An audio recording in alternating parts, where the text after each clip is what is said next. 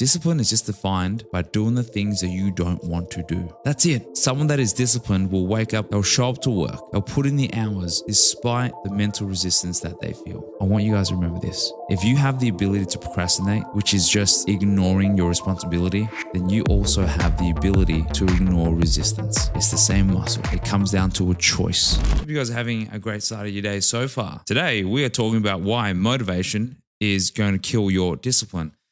So if you're still waiting to feel motivated, you already lost. Motivation is a liar. Discipline is the only thing that tells the truth. As always, good morning. This is the Rising Tide podcast, or Sunrise of the Rising Tide, an Achieve Championship podcast. Today is Motivation Monday. I'm just getting set up here. But if you guys are just tuning in, share with me some wins. Let me know what you are proud of. So much has happened over the last week. Can't wait to update you guys. But yeah, as always, drop some fire in the comments below. Let me know that you are watching. Welcome, Andrew. Thank you for tuning in. Today, we're going to be going through why motivation is a reason why you feel stuck. I want to go through the secret that most successful people are doing that you don't know about and what you can do to feel motivated consistently. But more importantly, what does all this mean for you? It's really learning about how you can perform at your peak every day, especially if you're anything like me and you have ADHD and it's hard for you to focus. I want to break down the steps that I've used with my clients and the people I work with that allow them to perform at their peak every single day without having to rely on motivation, without having to rely on a fleeting emotion that can come and go. Before we get into this, a lot has happened, like I said, over the last few weeks. We've finally been settling in. Been so busy setting up the house. Our bed is finally done. For the last 2 weeks, we've been sleeping on the floor, which isn't a big deal, but we had our bed just in a box. We just didn't have the time to unpack. And every single day, Hang and I made the commitment that we're going to finish work at 6 o'clock to start doing the bed, but that never happened. But we finally got that done. Big thanks to Gino and Nelson to helping out with that. We finally got our TV set up both in our lounge room and in our bedroom as well. We don't really use it that much, but we find that at the end of the day, it really helps for Hang and I to really connect and just watch something together. Previously, we just, after a long day of work, we'll just disconnect, disassociate, watching our own thing on TV. And there's no real activity that we've been doing together, especially when we have been cooking with work. We're both building out our new offer. And previously, we'd have practically the same offer, one for guys, one for girls. Now we're going to have our separate offer where Hang has full reign on being able to run it however way she wants. And then we do the same for the guys' side. The guys are super excited because they're actually contributing.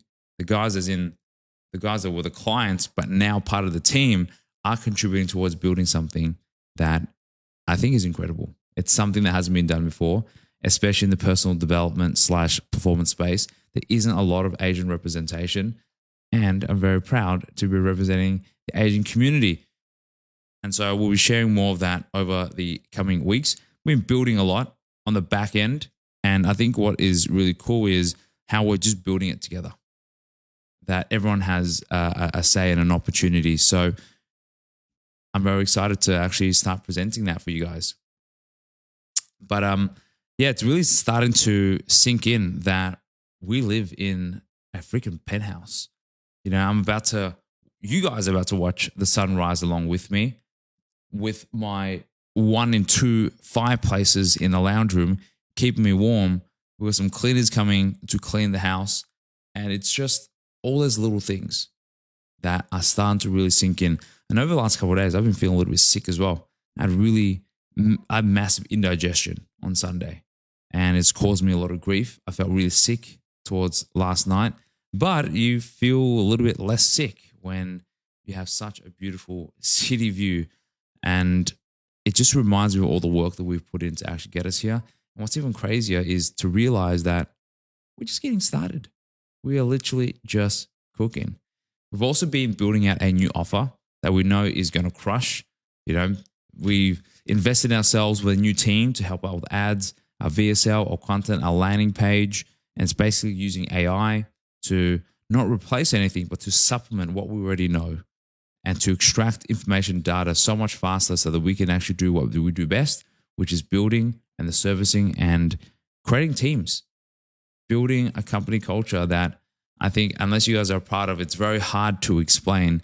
I think our culture, I've been part of many businesses and people part of the team has been part of many businesses, but the culture we have is something special. It's because when you find people that are so incredibly aligned to what you do and your vision and your values, that it just feels like a friendship circle.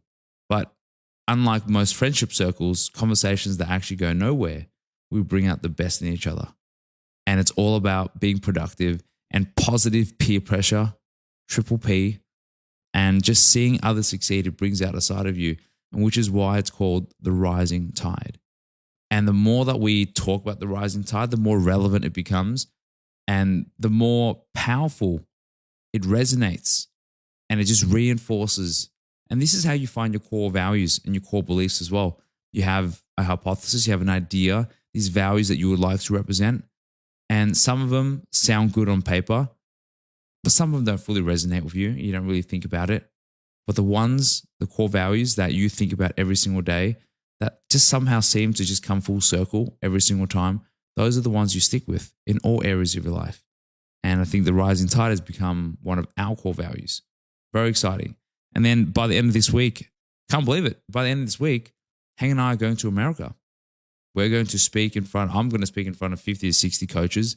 They're making anywhere between $50,000 to $100,000 a month.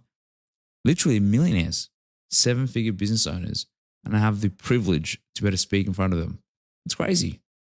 Some former drug addict that had no hobbies and interests, jobless, dropped out of uni, played games all day, never consistent with training, needed friends to motivate them, has this rare privilege to be able to speak. And that people actually want to listen. That's mind-blowing. It just goes to show what is possible when you have the right systems, when you don't have to rely on that motivation to actually move forward. And you learn how to control your emotions to ultimately control the output. And so you guys have heard the story. I have ADHD. And when I was younger, it was really hard for me to actually study. Studying was a challenge. Focusing was hard. I couldn't study when I'm around others. What happened would be I would sit there, I'll get distracted, and I'd rather just talk. I'll feel antsy. I'll feel uneasy. And if any of you guys do have ADHD, you might understand or can resonate with it. It's just, you want to study, like you want to do the thing, but your brain just doesn't let you. And so it's hard for you to retain information. It's hard for you to study. And then when you try, it doesn't go anywhere. And I felt like I was never going to succeed. And this lasted all the way through high school. I was always late on my assignments. I used to fake and forge permission slips for my parents to what? To give me an exemption so that I could hand my homework in late because I was too busy playing games. And it was ironic because playing games, I didn't need motivation.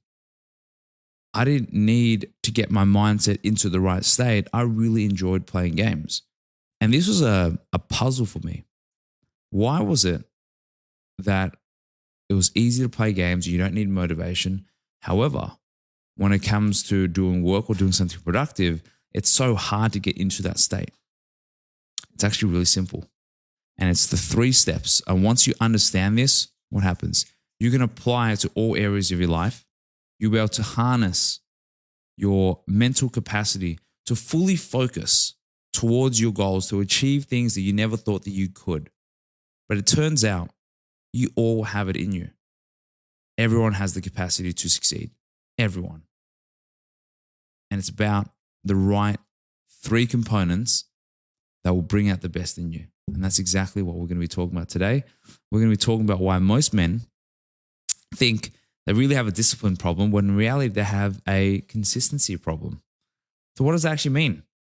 Well, most people rely on motivation, like this emotion, this feeling, this wave that's going to give them a gust of magic or power that allows them to move forward and take action. What do people think? People think that someone that is motivated or someone that is disciplined, they enjoy doing the work. Like they enjoy waking up early.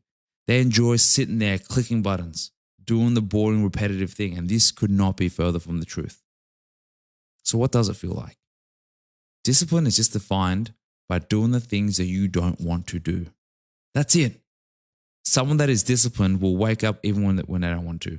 They'll have cold showers even when they don't want to. They go for runs, do the cardio. They'll show up to work.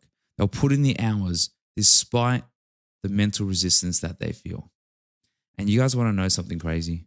This is going to be a really big takeaway. I want you guys to write this down.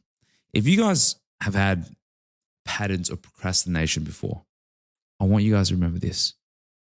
If you have the ability to procrastinate, which is just ignoring your responsibility, then you also have the ability to ignore resistance. It's the same muscle. It comes down to a choice. And so the next time you think about procrastinating, you know what you need to do at the back of your mind, but you're choosing to ignore responsibility because you want to prioritize what is easy or what is comfortable. And so you do what is easy and your life becomes hard. And you just need to flip that, do the inverse. And when you do what is hard, your life will be what? Will be easy. And you can do the thing that's hard. And you realize that the resistance is a figment of your imagination. It's just a thought at the back of your head.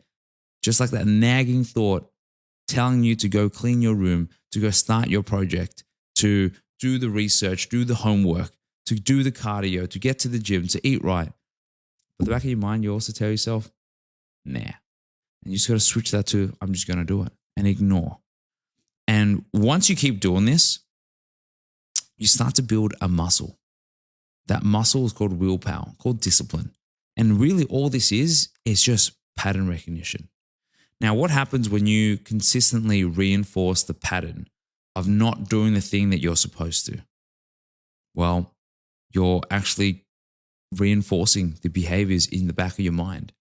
It's just like when you go to the gym, if you're always using a weightlifting belt, sure, it could keep you somewhat safe by allowing you to brace your core.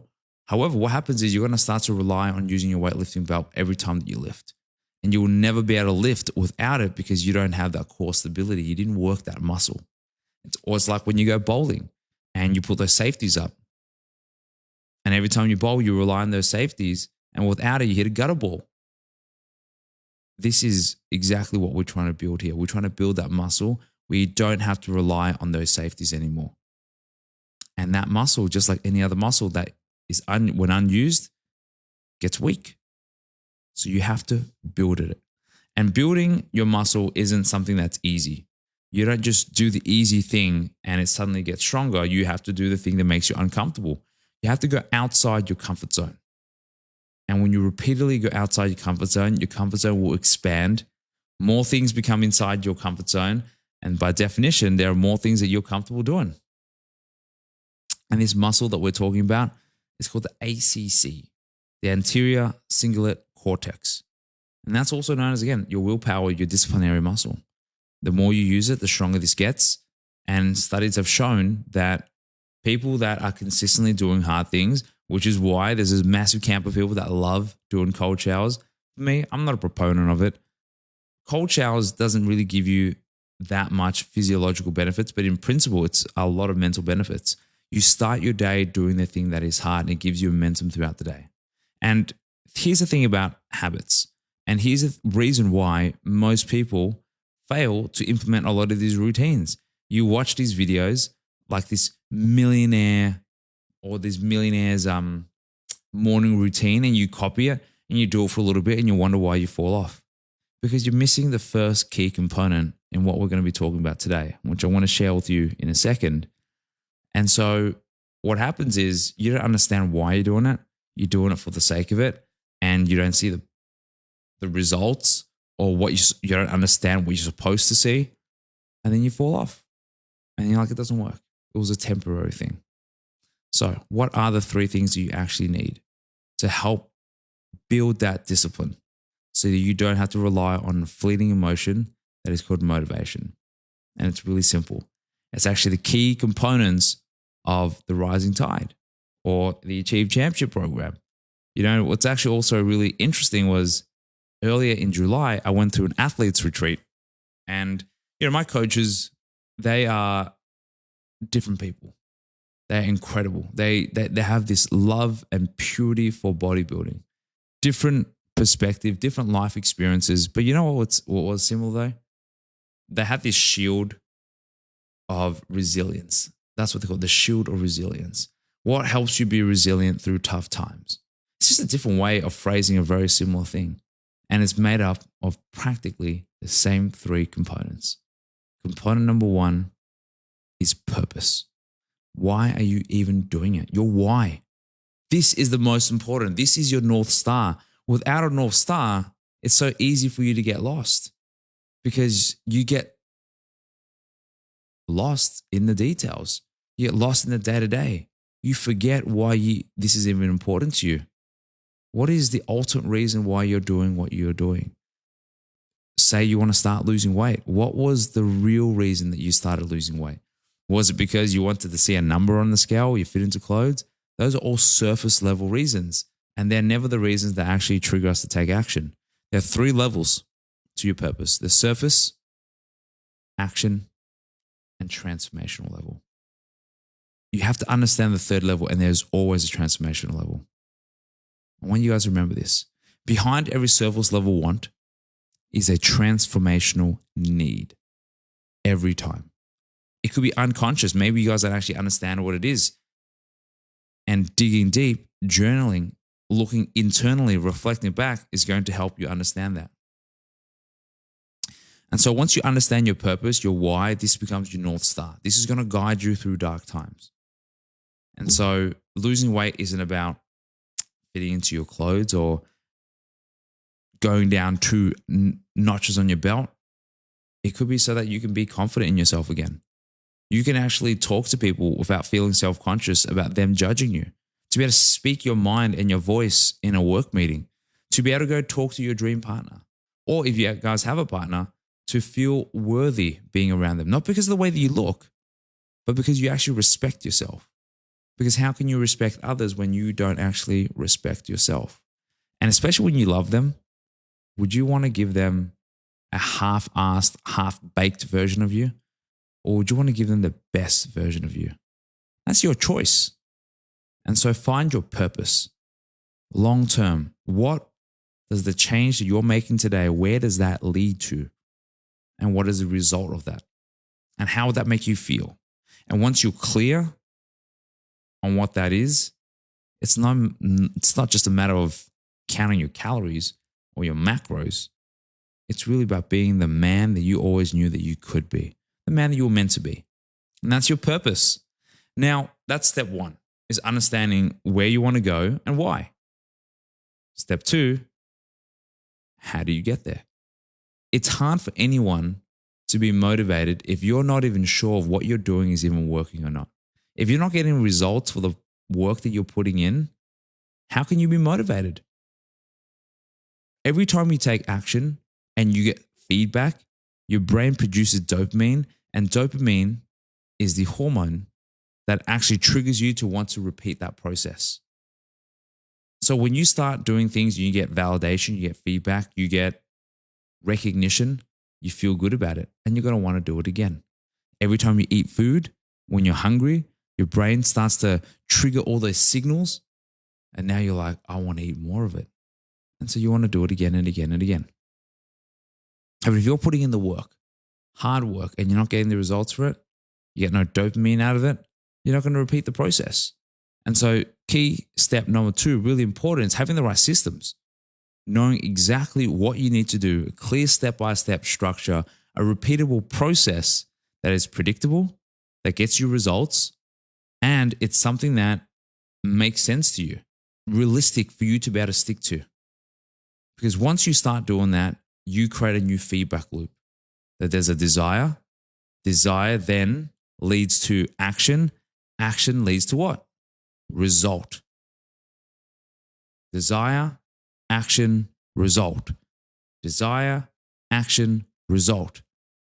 And then the dopamine will just skyrocket because the things that you want turn into reality. However, life gets in the way. What happens when life gets in the way? Things change. Your schedule changes. Family's important. You're battling priorities. You start to reach a point of burnout. You run out of energy. Things pop up in your life out of your expectation. What happens then? You need something that helps you stay on track. That leads to step number 3. And this is one of the most important of all. In NLP, neuro-linguistic programming, which is the psychological system that Tony Robbins used to help people turn around from suicides, well, the first level is actually called environment. It's actually your surroundings, the people around you. Because think about this. What happens if you're surrounded by people that just do drugs? You're in a crack house and you want to quit. It's going to be very hard for you to quit because everyone around you is doing the thing. It becomes normal. If you're trying to eat healthy and everyone around you is eating junk food, it's going to be very hard for you. They're going to give you their opinions. They're going to share their thoughts. And they're going to pull you down. However, if you're surrounded by millionaires, what happens? It's very hard for you not to succeed. You want to take a break and suddenly you see everyone around you, they push forward. That is exactly what the rising tide is. You will continue to see me succeed. We are on the brink of $500,000 a month. And once we hit to $500,000 a month, you guys do not realize how close we are to $1 million a month. From $500,000 to $1 million is literally one step. Because once I unlock the formula for my offer, we unlock the formula for Hang's offer, and that's instantly multiplied by 2. And then we're going to learn from each other. At $1 million a month, we haven't reached that yet. So I don't even have a game plan on how we're going to get beyond that. I've always had a theoretical game plan, which we've been enacting out over the last year, and everything has come to fruition. I'll give you a bit of context. For any of you guys that are running business and are interested, 0 to 50K a month, or 0 to 20K a month is sales and marketing. Get really good at sales and get really good at marketing. You're going to hit your first 20K a month. 20 to 50K is learning how to build out a small team, right? Learning how to delegate so you don't have to do the ins and outs every single day. You can do more together collectively. 50 to 100K is, a lot of that is mindset. Because at that point, when you're making 50, 60K a month, that is good money. That is life-changing money. You know, you'll be able to buy anything that you want. You'll be able to save up for things that you want, and eventually you're going to run out of things to even buy. So you need something more powerful than just money. You need to have a good purpose. You need to have a good team that keeps you accountable. And then once you get to 100, this is where things get, let me just turn down.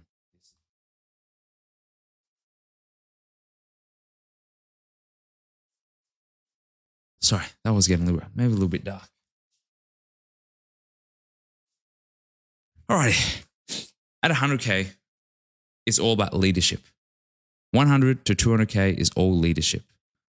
You have to learn how to lead a vision, bring out the best in your team, learn how to create leaders within your team. And that is where you need a strong core value or core values and a strong mission objective. A reason for your team to want to fight for the vision. I am just a part of the vision.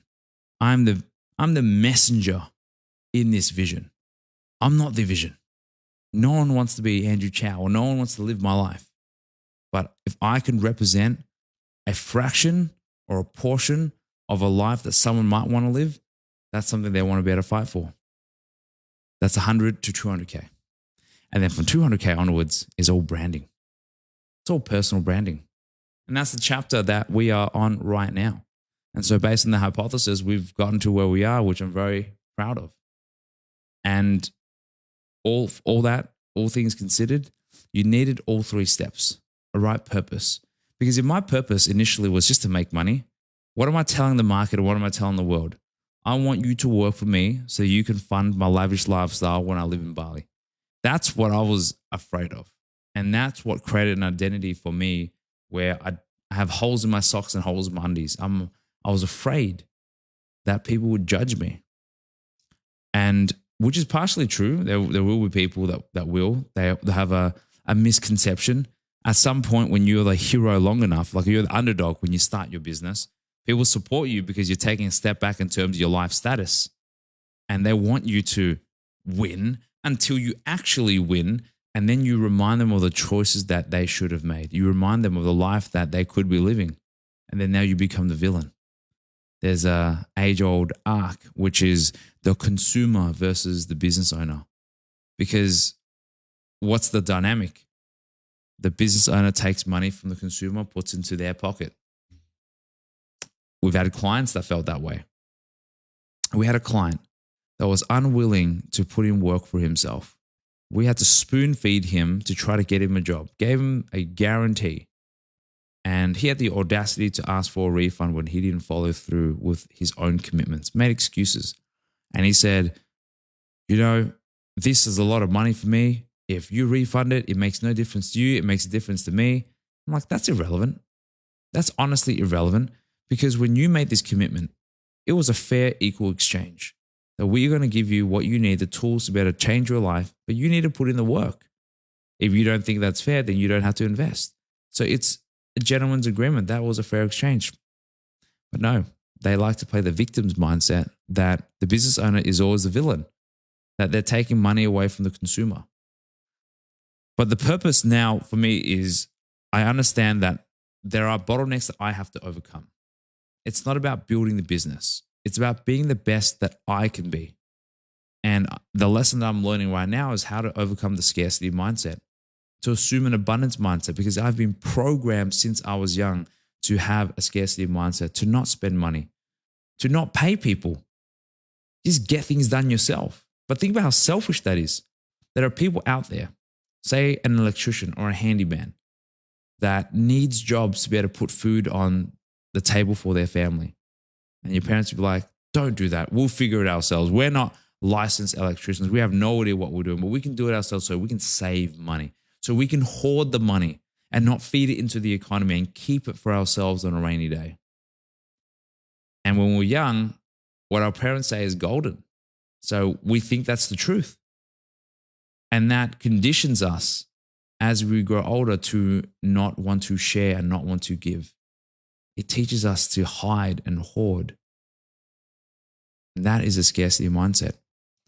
And then I had to ask myself, why did I start this journey in the first place? To help others. So is that the message that I want to send to others? That you're going to work so hard. You're going to crank out 16-hour days for years on end just to live in the ghetto where people are doing drugs outside your house at 9 a.m. and you're going to have to save them from ODing. And you're going to be afraid to walk at night. All that because you're not allowed to spend your money because people will judge you. And I realized that is no different to me chasing clout or me reacting to my environment, because my environment is ultimately determining my actions. If I'm doing things only to get accepted by other people, or applying inverted thinking, I'm not doing things to be accepted by other people, what's the difference?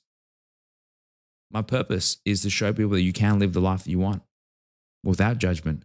And the only person that you need to make happy is yourself. Getting emotional thinking about it. I obviously feel very strongly about this. And us moving into this place means so much more than just the view. It's a reminder that it doesn't matter what disadvantages you have, if you have the right purpose, the right systems, and the right support, you'll get there. So our purpose is to bring others up. And over the weekend, we had the boys from Achieve Championship come over. We just hung out, did some stuff that we can't talk about. What happens here is going to stay here. But it was a really full circle moment that everyone got to experience this. And I realized this place wasn't just for me. We already had plans of what we're going to do during summertime. We're going to hang out summertime with the penthouse. I want everyone to be able to enjoy this, because having all this, but you don't have the people and the connections and the company to actually share it with, it doesn't actually mean anything. It's actually really empty. And then obviously the next step after you have the purpose is having the right systems, the right tools. And through a lot of trial and error and tribulations and mistakes, you develop these systems. And there's a reason why we're able to build these businesses within a matter of weeks, because we develop systems. We take messy action. And then we learn from it. And once we learn from it, we develop processes. And once we have a process, we then teach it. And so we're cooking, going from 200 to 500K. And Will, my mentor, Fit Pro CEOs, that's going to go to the absolute moon because we're going to have a blueprint, a repeatable process for other people to be able to do the same thing. Because I want to share everything that I know. I'm not afraid of competition. I actually implore it. I encourage it. I want you to stand toe to toe with me because I want to be the best that I can be. Not better than anyone else. But if you challenge me, you will bring out the best in me. That gets me so fired up. And then lastly is your environment. The people around you make a huge difference in terms of how you think, how you act, and how you respond. Growing up Asian, whether you realize it or not, you were conditioned to compete against everyone else. Your parents will compare you to their friends' kids. They'll say, this person's kid's doing this. Why aren't you doing that? It teaches you to have a chip on your shoulder. It teaches you to hide and hoard and keep secrets and not share. And the reason why these guys are now part of the team was, ironically, some of them even resented me. Not because I did anything to them, but because I succeeded. I was able to live the life that they weren't able to. But for me, that wasn't victory. Like, that doesn't make me feel good. Ultimately, at the end of the day, someone's not able to achieve their goals. And I will treat them no different. I will treat them with love and respect. Share everything that I know. And it's in those interactions that you get to see them just change. It's an incredible moment where you just break down that wall. This wall that is unspoken wall. If any of you guys are part of this community, you would understand exactly what I'm talking about. I had this guy that's talking to me on Facebook Messenger. I know of him throughout the party days, and he was one of the popular cool kids. And for me, I'm just some degenerate that's wanted to fit in. And after, a few years ago, he messaged me, maybe wanting to join the program. Maybe didn't see the value in it or couldn't afford it.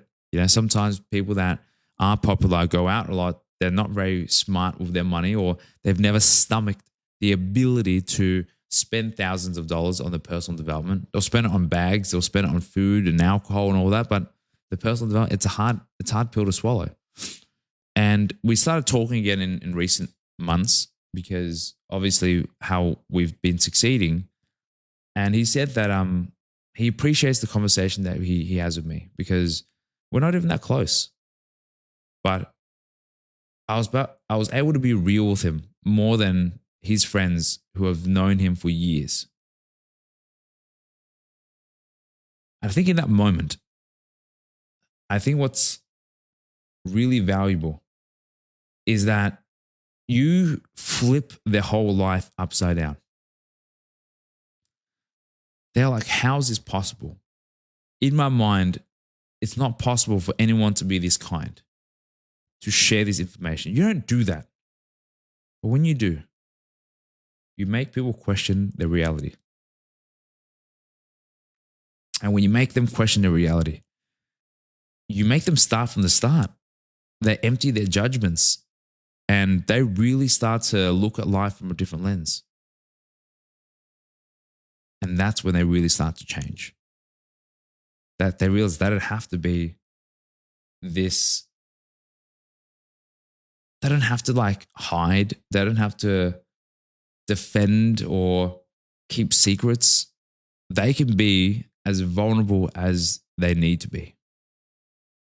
Because when you're vulnerable and you put your walls down, not only do you allow other people in, but you allow more information in, but you also allow yourself to get out of that shell that has been built around you, not even by choice. That's the power of the right environment to bring out the best in you. And it is uncomfortable because if it was already comfortable, you'd already be outside that comfort zone. So those are the three things you need: purpose, the right systems, and the environment. That's exactly what we do at the Rising Tide. We help you realize where you're at, why making a change is important to you, what that could lead to, help you realize what it is that you want that you've been hiding. Then we give you the systems and tools because we've been there. We've conquered the game, clocked it, and we're playing the next level. And we continue to rise. And so no matter what you do, no matter how lazy you feel, unmotivated you are, this ship is sailing with or without you. That is the power of the rising tide. I love how we have all these boat analogies.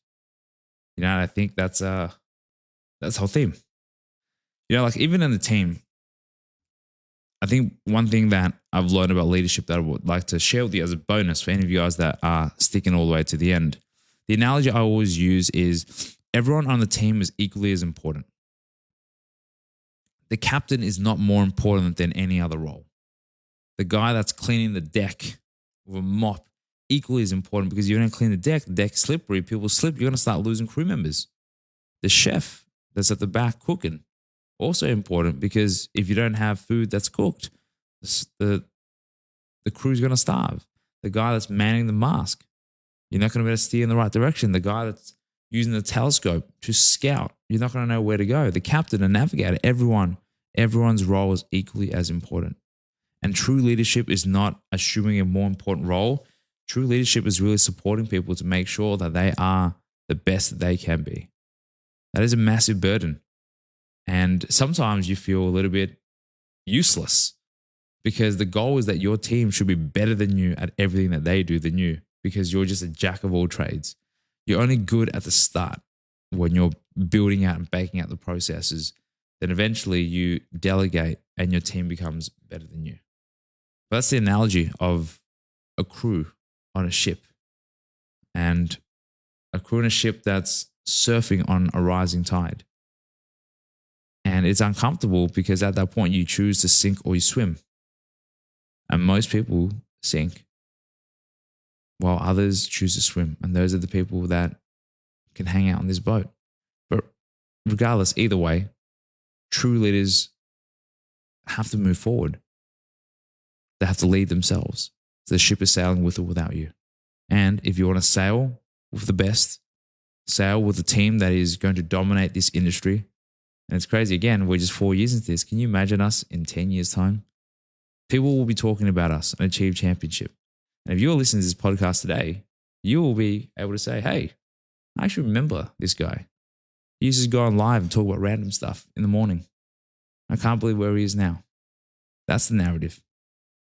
So I challenge you to start building the ACC muscle. Do something that is hard. Rather than doing something that is easy and work your way up, start with the hardest thing first. Create evidence and proof that you have the ability to do what is hard. That is when you build the ACC muscle. Not by doing lots of easy things.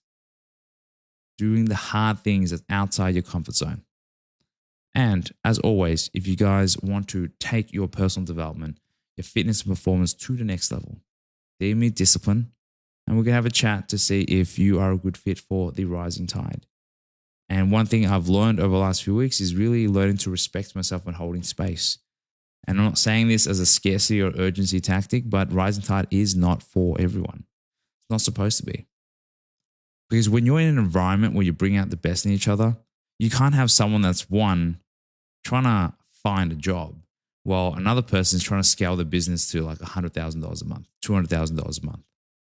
So there has to be a barrier to entry to be able to protect our tribe, to make sure the people that are in here are serious. And if you don't see the value in your personal development, in your own personal development, in investing in yourself, you don't deserve to be around this circle. You become a toxic stain that brings others down with your negative values and beliefs. And I'm not saying that in a bad way. I'm just saying you just got to find your tribe. Find the environment that best suits you. But for our environment, or high-level players, you need to be a high-level player yourself. So if that's you, DM me Discipline. We'll have a chat. That is it for today. I hope you guys enjoyed this podcast. Really enjoyed seeing the sun come up. We've got some comments here. Mr. Andrew, thank you for tuning in, my man.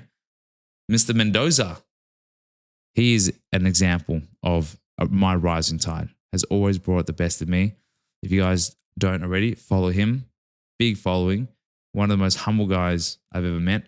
And you know, it's funny, one of the first conversations I had with him, we hung out at the gym. And, you know, him and I were describing a similar situation. He was like, he feels so poor. And he's talking about having 6 figures in his bank account. I'm like, I feel so poor. I can't even pay for rent this month.